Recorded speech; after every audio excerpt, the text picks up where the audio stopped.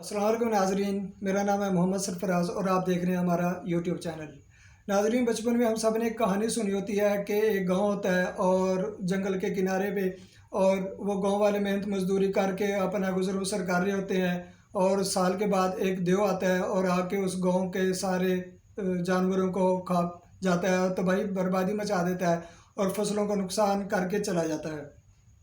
इसी तरह का एक देव पाकिस्तान में भी मौजूद है, जिसको शुगर मिल माफिया का नाम दिया जाता है, जिसके किस्से आजकल ज़ुबान ज़द-ए-आम हैं। नाजरीन, पाकिस्तान में इस वक्त कुल 78 के करीब 78 के करीब शुगर मिलें हैं, जिनमें से ज़्यादातर शुगर मिलें हैं जो हमारे मौजूदा सियासतदान हैं और हमारी सियासी जमातों के सरबराह हैं, उन लोगों की हैं। नाजरीन, ये शुगर मिलों का दिन ब दिन इजाफा 2002-03 के बाद शुरू हुआ और देखते ही देखते मुल्क में 50 से ज़ायद शुगर मिलें इसी 15 से 20 साल के अरसे में लग गई। अगर हम नज़र दौड़ाएँ तो आज से 20 साल पहले जो चीनी की कीमत होती थी वो 15 से 20 रुपये फ़ी किलो होती थी और शुगर मिलें भी बहुत महदूद तादाद में थी। जैसे जैसे शुगर मिलें बढ़ती गई वैसे वैसे चीनी की कीमत भी बढ़ती गई और उसके बहरान का भी सामना करना पड़ा। तो और उस लिहाज से गन्ने की कीमत और जो उसके बाकी चीज़ें थीं वो नहीं बढ़ी, जिससे किसान को फ़ायदा होना था वो नहीं हुआ, जिससे शुगर मिलों को फ़ायदा होना था वो सारे काम हो गए और वो रेट भी बढ़ गए। नाजरीन, अगर हम ये अंदाज़ा लगाएं कि कितनी शुगर मिलें हैं इस वक्त, तो 78 शुगर मिलें हैं, जिनमें से पंजाब में तकरीबन 45 शुगर मिलें पंजाब के अंदर हैं और 25 के करीब सिंध के अंदर हैं और KPK में 6 के करीब शुगर मिले हैं।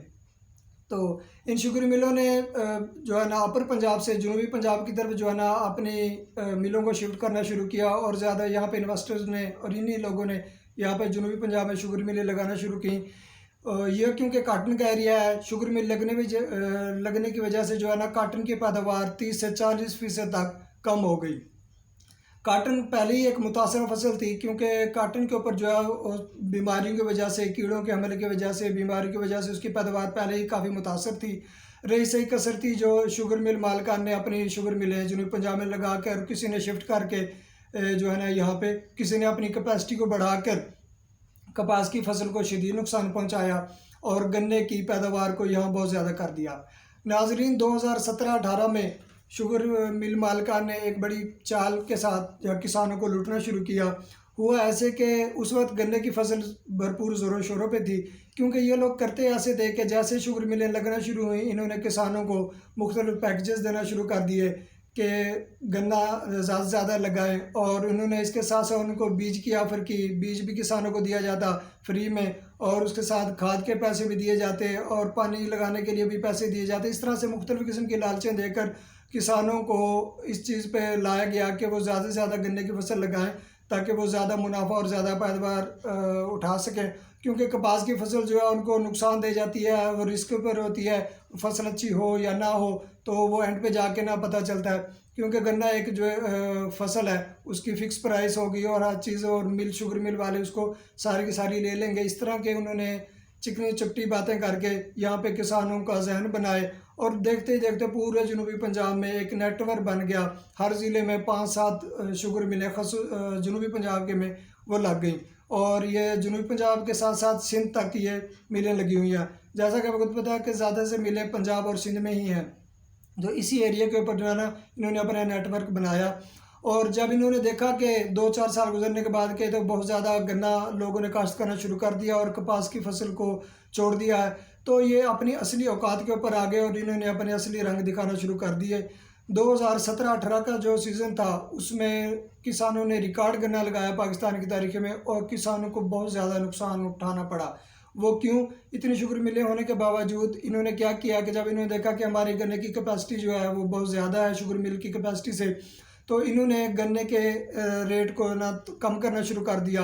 और हुकूमत हर साल एक ऐलान करती है 170 रुपये, 180 रुपये, 190 रुपये के करीब। उस वक्त 190 रुपये का रेट जो है ना गवर्नमेंट ने इनको दिया कि आप 190 रुपये के लिहाज से गन्ना ख़रीदें, लेकिन क्योंकि गन्ना बहुत ज़्यादा था हर बंदे से मिल ख़रीद नहीं सकती थी, तो इन्होंने क्या शुरू किया कि मिलें बंद कर दी कुछ अरसे के लिए। उसके बाद दोबारा इन्होंने गवर्नमेंट के कहने पे मिलें स्टार्ट की और किसानों को इस बात पे मजबूर किया कि आपका गन्ना बहुत ज़्यादा है, लिहाजा मिल इतना गन्ना ख़रीद नहीं सकती।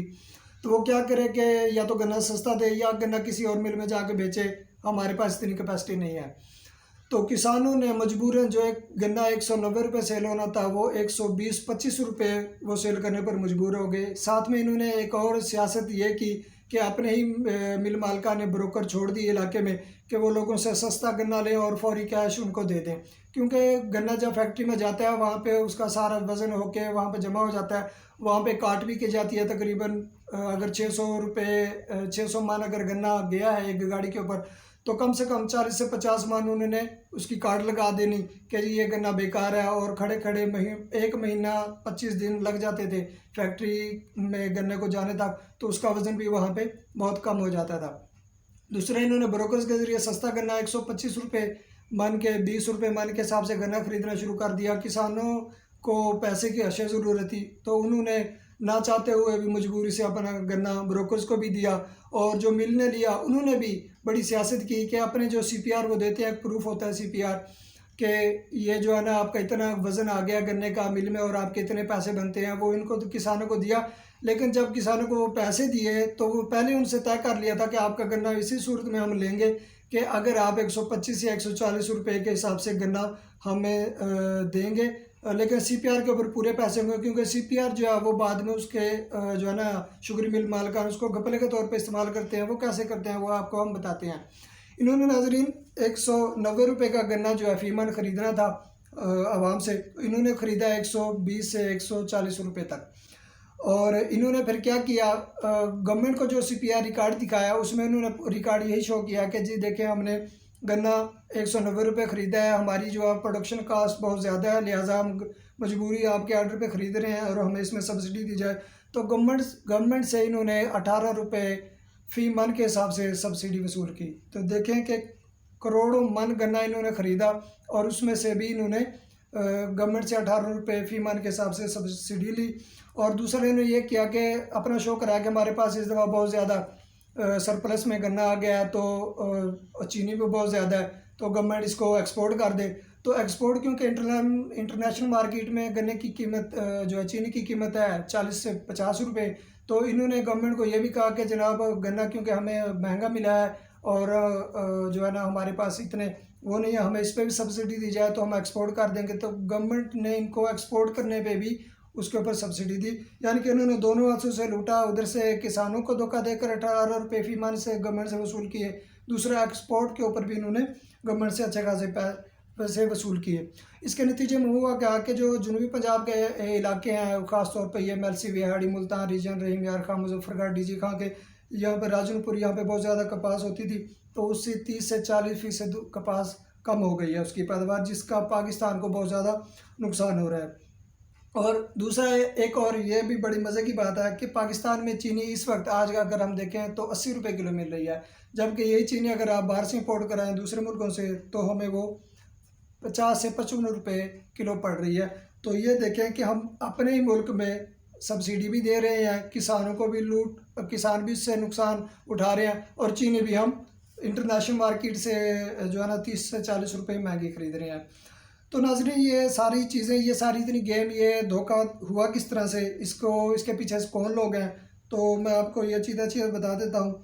शुगर मिल मालिकान जो ये हमारे माफिया हैं, पाकिस्तान शुगर मिल एसोसिएशन का जो अगर आप उनकी जो वेबसाइट का डाटा चेक करें तो उन्होंने ये भी लिखा हुआ है कि 2018-19 में हमने प्रोडक्शन कास्ट से कम कीमत पे चीनी जो है ना मुल्क में दी है, जिससे हमारी इंडस्ट्री को नुकसान हुआ है। ये झूठ भी मज़ीद अभी अगर आप उनकी वेबसाइट पर जाके देखें तो ये लिखा हुआ है।